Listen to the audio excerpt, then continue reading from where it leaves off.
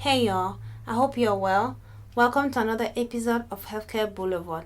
This is a podcast where we shine more light on healthcare, and our goal here is to provide more options to people looking to choose healthcare as a career path, regardless of their background. My name is Sena Kakpomo, and I am your host and creator here. I thank you for tuning in. I appreciate your support. Remember, you can tune in on YouTube or wherever you get your podcasts. Without further ado, let's get into today's episode.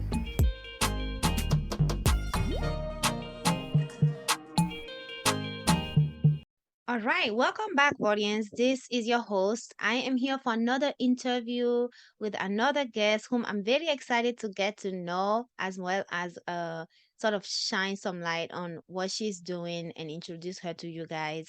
Her name is Rodeline, and I will give her the floor to introduce herself. Welcome, Rodeline. How you doing?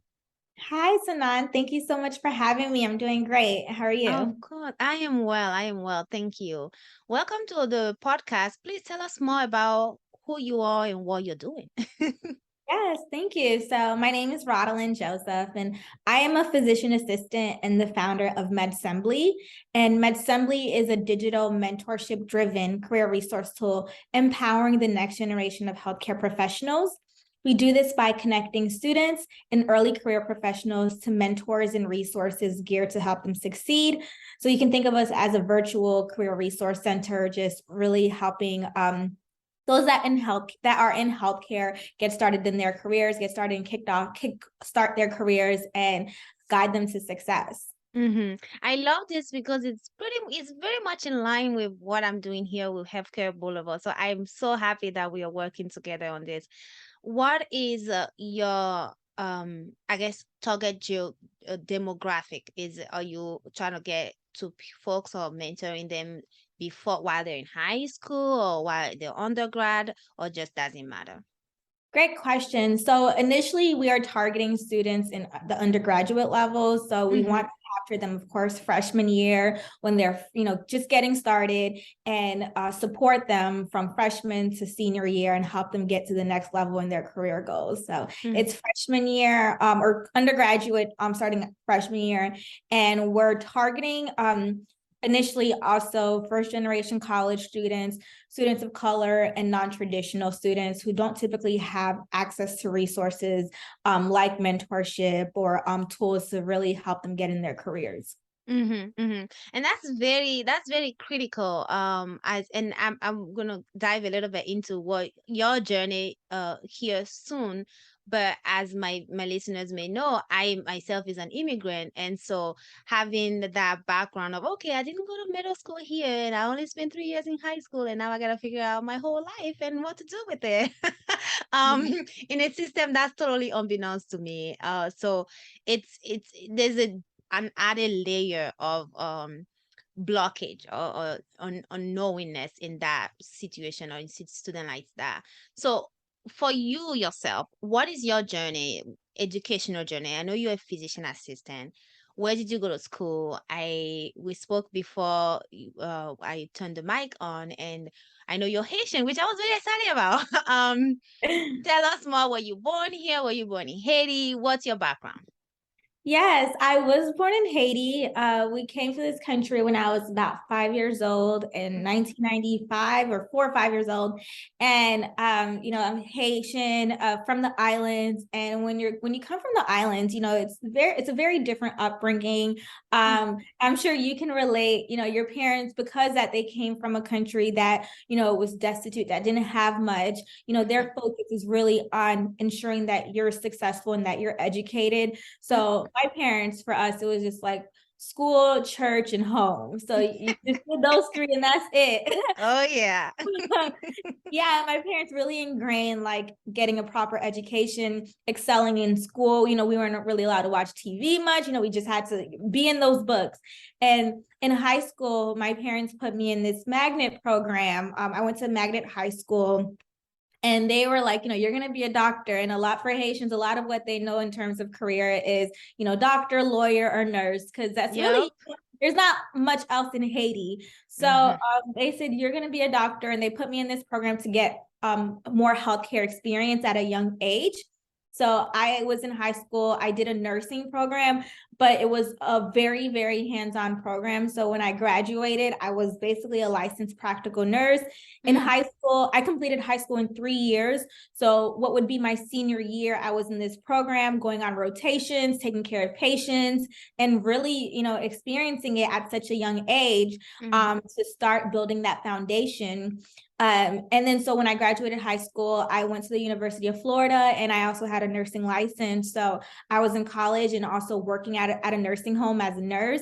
mhm, And of course, when I started college, I things weren't like, what you think it's gonna be. And especially being first gen and of color, and not, being the first in my family to go to college, I didn't know what it was like. And I was very lost actually in college. mhm, I switched majors. I decided that, I wasn't going to be a doctor. I didn't know what I wanted to do really. I just was very lost, and it really took a toll on my self-esteem, on my health, on my mental wellness. I was very depressed because, you all you really want to do is succeed. And we all have like this type A personality, especially if you're a high achiever, where, you're like, I'm going to work hard, I'm going to get this. But when you're working hard and it's not coming, you're like, you just like, oh my gosh. And you keep mhm, wondering, is success going to come my way? Is it something that's going to be for me? Like, I don't want to be a failure to my family. mhm, And those were the thoughts that went through my head literally all 4 years of college. Um, and it wasn't until that I even studied abroad to try to find myself, to figure out what I wanted to do with my life. And I came back home. It was the summer of 2012. Came back home from Italy from studying abroad. And I was just at work one day, and I just saw the name PA, like, and I would see kind of PAs working at the nursing home, but I never like put two and two together. I never like, thought to research. And so it was really until I was like at my lowest, really, I saw like the mm, word PA.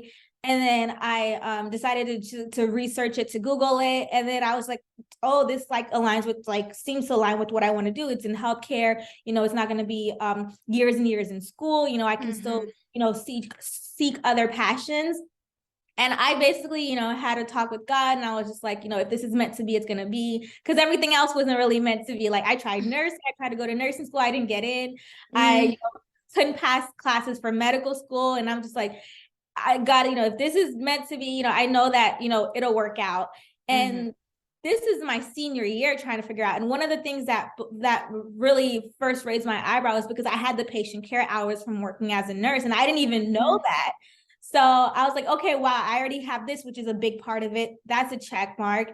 So I finished, all my, classes. I finished my prereqs, and I found somebody to shadow. I just like went hard on trying to like get everything together for PA school, because I wanted to apply that April. And so I, did everything that I had to do. I submitted my application August 31st. A few weeks later, I got my interview invite. And okay. then, yeah, and then I had my first interview October 25th, I believe. And then like 3 days later, they called me and accepted me in the PA school. And I was just like, wow. And I was like, wow, Wow. I couldn't believe it was happening. And I just let it be. I just was like, if this is meant to be, it'll be. I'm just going to trust God. And just so that's what happened. Wow. Yeah. And then I started PA school in 2014. And it was like PA school actually that brought the spark, just a little idea to create Medsembly. Of course, I didn't know anything about it. I didn't know what it was going to be. I didn't know what I was going to do, but I just like kind of realized something. It came from me being the only Black woman in my program. Mhm, So then that was actually one of the hardest parts about being in PA school, because it's going to be hard either way. But when you're in a program and you don't see people that look like you, or you already have troubles with like realizing that success is attainable for you, and you don't come from success, really. And then you're not, you're now in this school every single day. PA school is very rigorous. You go to class every single day, you're around these people, they're in your face, yeah, and you're just the only one. And mhm, it's like people can't really relate to you. And I just remember thinking like, oh, I wish I had, somewhere to go to, or, someone to turn to that can relate to me, someone that knew more than me, someone that I can talk to and have that shared experience. And at the time, this was 2014. So social media, of course, isn't what it is now, but that was just really the spark. And then after school, PA school, like after I graduated in 2016, I started working, and a few years later I started trying to like really think about how I can make this idea happen, and started working at it and talking to a lot of students, and yeah, that's basically how we got to where we are now. That's amazing. That's amazing. Now, I do you still work as a PA? Right, not at the moment. Like, right now I'm working primarily Okay. on my business, but sometimes I'll like try to pick up some shifts here and there. Mm-hmm. But the goal is to like focus primarily on my business. I was in a program. I haven't worked lately because I was in a program that required us to not work because they were really helping me build my business. Gotcha. Um, but I still want to like, every now and then, give some time back to patient care. But my passion, like my heart is really in what I'm doing now. Mm-hmm. Mm-hmm. When you were working, what specialties were you working in as PA? I was working emergency medicine and urgent care. Ah, yeah. You're the adrenaline practically. Yes, I yeah, see. I really am. I am such an adrenaline junkie. I I love roller see. coasters. Like I love doing crazy things. Yeah. Okay, Yes. so with the Medsembly, sorry, give us a little bit more on both sides for the mentors and for the students. What is the structure? How are they finding each other, and what are some of the how you facilitate that relationship between mentee and mentor? Yes. So right now, we're actually working on the third update of the app. The third update is going to come with a lot more. So that will include mentor matching. So students, basically for the student side or the mentee side, I should say, because professionals can be mentees as well. So they'll Mm-hmm. complete an onboarding process, answering some questions about themselves and their goals. Their goals could be, of course, to be a PA, but not just be a PA, but do you need help with your application? Do you need someone to help you review your resume? Are you looking for shadowing? Are you looking for a preceptor? Like, what are some things that you're trying to accomplish to help you get to the next step in your career? So they'll answer specific questions around that. And complete a bio, answer some like resume type questions about their past experiences. And then one of the first things they'll do when they get on the app is match with the mentor. And when they match with the mentor, they'll answer certain questions around their goals and then like what they look for in a mentor. An important question that we found is people want, people with around a certain age. If you're looking for a Mm-hmm. mentor around a certain age range, if you're looking for a mentor with similar experiences to yourself. So for someone like me, someone of color, someone that's also first gen, but say that, the student is LGBTQIA, we give them an option to match with mentors in that, or someone that's non-traditional, say you're an older adult and, you had a prior career and you want to connect with those that have that same experience, you can match with those as well. So, and then once they match with the mentor, they'll have 6 mentors. So there's 6 mentors for every student, and mentors will only have 6 students at a time. So they're not like overwhelmed or anything. And so when they have that 6, that we call it your top 6 or like your dream team. So it's people that'll just kind of be there for you, like your go-to. If you have any questions, you can, boom, message someone from your top 6. And Mm-hmm. then they'll be also shown like other mentors, but your top 6 is really like the algorithm that we use to connect you based on, what you're looking for, based on your, behaviors and, what you need to be successful. So Mm-hmm. they'll have that. And so they can connect with mentors. They can also connect with peers and colleagues. So we have a section in the app for that. There's job opportunities. We have a section for that lists or different organizations to get involved with, for them to really be involved in their careers, events to attend, such as networking events, workshops. Pre-PA students can see shadowing opportunities as well to get their shadowing credits, whether it be virtual or in person. And then finally, we have a communities page. The communities page is like a discussions page where people can, post discussions, exchange ideas and conversations. And I also mentioned that you can get like your resume, your mentor can help review your resume, your personal statement for school, review your contract for work. So those are some things that your mentor can help with. Mm-hmm. And then on the mentor side, mentors can be mentees as well, but as a mentor, you'll have, 6 students that you'll definitely mentor, but you can mentor really as many as you really want to. Students will be sending you messages. We ask that mentors, turn their notifications on and just be responsive to students. There is no set per se time commitment. We don't say, oh, you have to mentor 2 hours a month or something. It's all we ask is that just you're responsive to the students, you're checking the app, you're responding to questions. If things get too overwhelming or you're very busy, you can always turn it mentorship off and not be discoverable by students, except those that you have already connected with. But yeah, so you'll answer questions, and then you can post educational content. You can engage in the virtual shadowing, be a guest on virtual shadowing, and share your career journey with the students as well. And mentors receive CME credits for certain things that they do, such as posting educational content and sharing their educational journey on virtual shadowing, and then having specific mentor sessions, so they can put their availability and have video call sessions on the app with students that have a mentee mentor session as well. Mm-hmm. And we also do other ways we incentivize our mentors.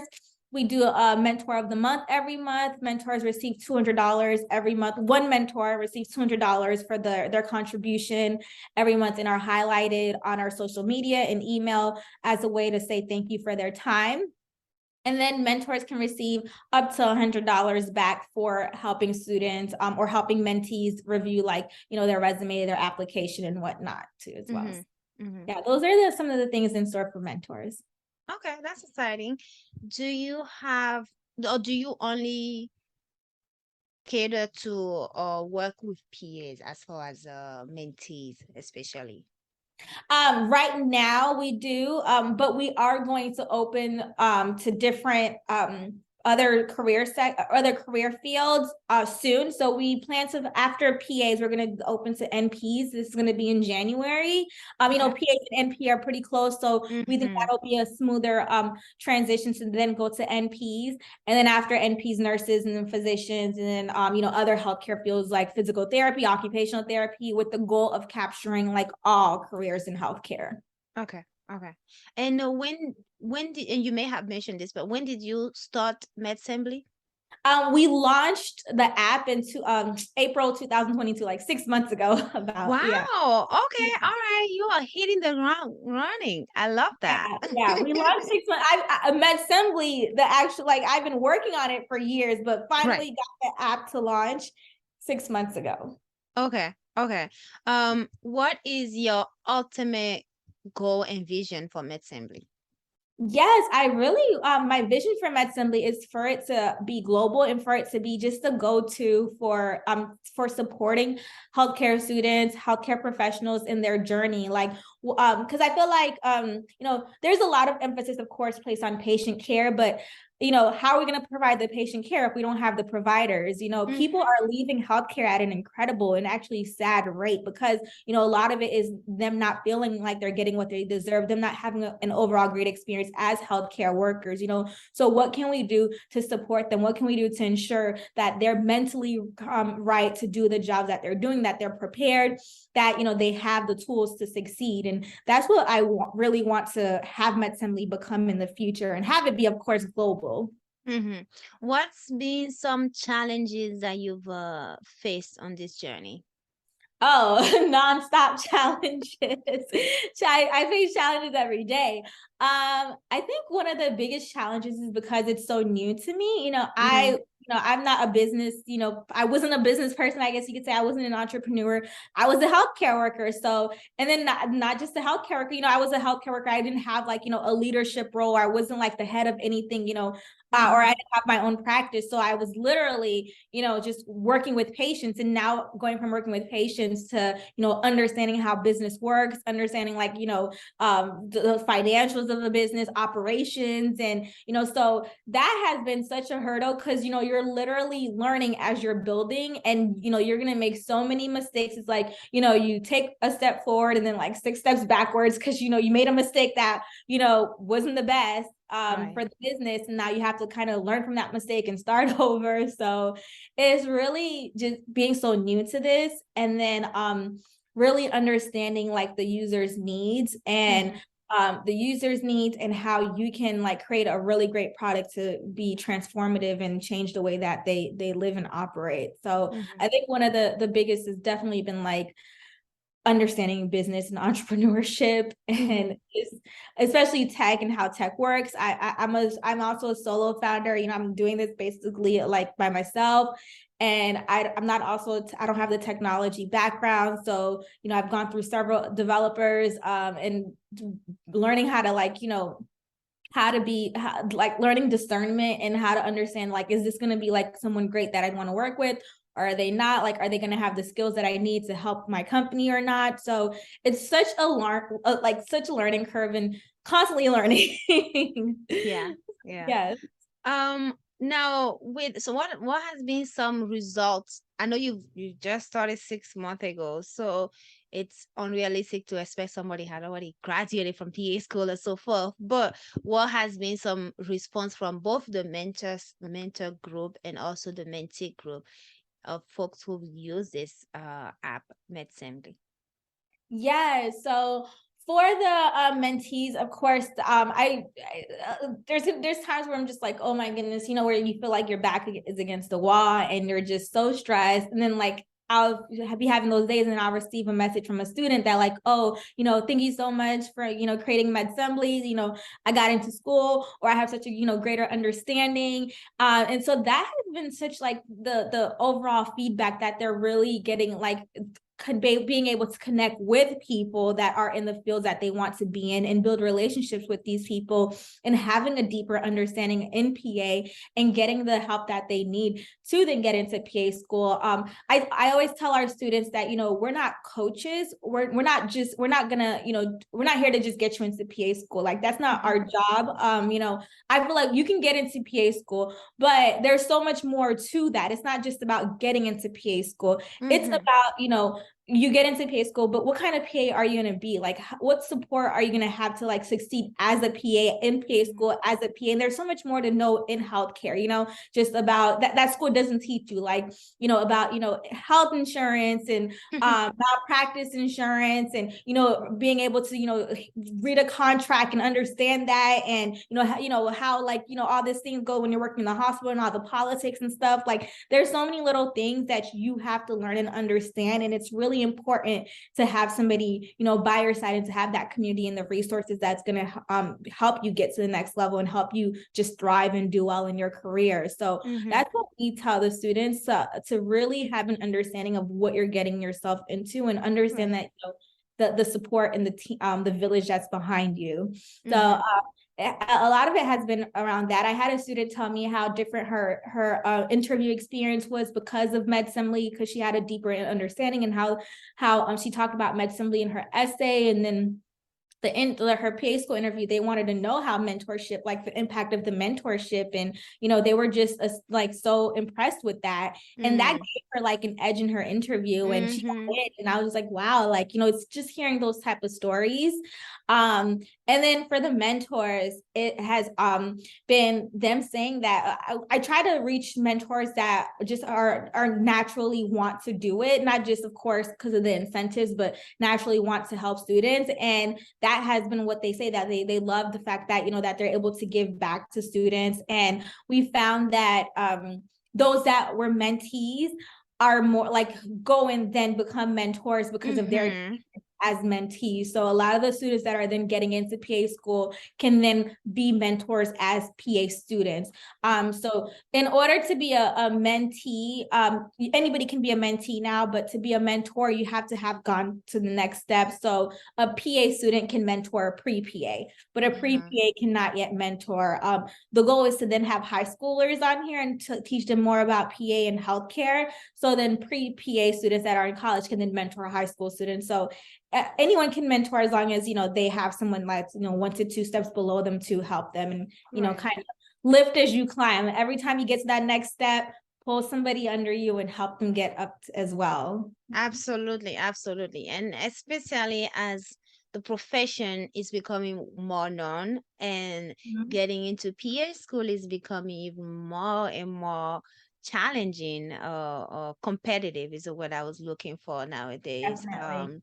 The more, and it's like a double sword situation, right? It's like, yes, we are very happy that more folks know about our profession, but on the other hand, it's like it's so competitive, and Yeah, the cost of becoming a PA is becoming more and more expensive.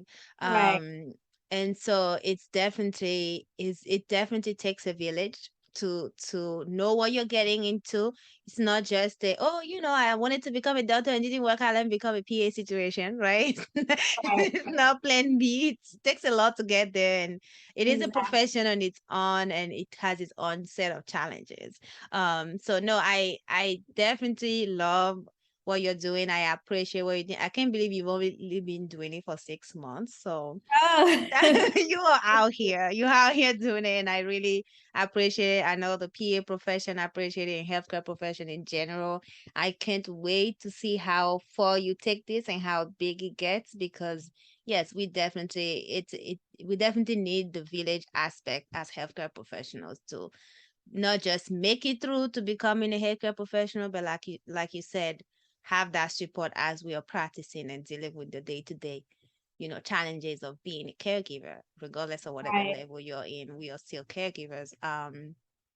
So yeah, any word of advice or any final words for our listeners, especially those who may hold on, pause that. What is the process of becoming a mentor? That's something I missed. Oh, no worries. Yes. So, to be a mentor, as long as you're a PAS or a PAC, of course, when we open up to nursing, as long as you're in nursing school or in med school, or like once you've gotten into like a specific program or have some knowledge to provide to like the mentees or pre PA, pre MD, pre nursing, you can become a mentor.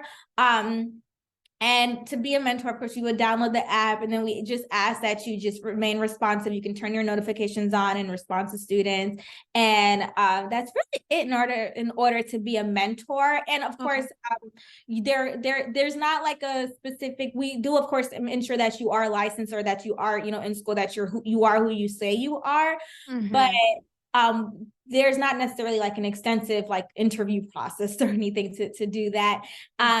And that also that you just maintain a well standing on the app. There's a rating system, so students can leave ratings for their mentors after they help them. So we don't have any mentors that have less than a 4 rating, and if it does fall below a 4, then you're not able to mentor for some period, and then we have to basically discuss mentoring again, to make sure that you just maintain good standing with the mentees. Mm-hmm. Mm-hmm. That's beautiful. Now, the last question I was going to ask you. Any word of advice or any final words for our listeners, both folks who are currently working as a healthcare professionals and those who are aspiring healthcare professionals, to, as far as mentoring and so forth? Yes. Okay. So for aspiring healthcare professionals, I would say to keep going, don't stop. This sounds really cliche, but like really the dream is within reach. If you just have faith and just keep doing what you need to do, you will get in. Even if you have to apply 2 times, 3 times, whatever it is, if you Mm-hmm. have it in your heart that PA is for you, that MD is for you, whatever you want to do is for you, and you see yourself in that role, you work hard enough, it'll happen, as long as you have the right people backing you and helping you. And I mean, even if you don't, like, you find it, you're gonna Mm-hmm. find a way to make it and to make it happen. You just keep going Yes. and persevere. And that I really, really believe, to just chase your dreams and manifest, and it will happen. If all you need is, like, what is it, the faith of a mustard seed. So Mm-hmm. yes. And then in terms of our the healthcare professionals, I would say just um remain aware. Like, self-awareness is really, really it should be at the forefront of healthcare. Self-awareness, I think that as healthcare professionals, we put so much of ourselves onto others, and we're so selfless. But remain aware of, like, who you are and what you're doing, and when it becomes too much, when it becomes too stressful, when you're doing too much, like, because one of the biggest things that's just hurting us is burnout. So Mm-hmm. and that can burnout is not only going to affect you, you know, in your career, but just as a whole, you know, especially if you have family and a life to live, and stay aware, and especially to your mental health as a healthcare professional. I would say just keep an eye on your mental health, and recognize when, you know, you're being ran to the ground, and put yourself first. Like those jobs, you know, these jobs, you sometimes with these jobs, you know, you're just kind of like you may be replaceable, but your overall health, your mental wellness, your physical wellness comes first. So lean onto your village, have that self-awareness, be cognizant of, you know, when your mental health is being affected, and get, you know. Yeah, yeah. It's funny. My husband is a realtor, so not a healthcare professional at all, and his aunt is a nurse. So, and me as a PA, he has this thing where he's like, "You healthcare professionals are the hardest patients. Like you are like, because like this will be, I'll have something going on, and I'll just be like going at it. He's like, should you take a break? I'm like, nah, I'm good. You're good to go. Yeah, exactly.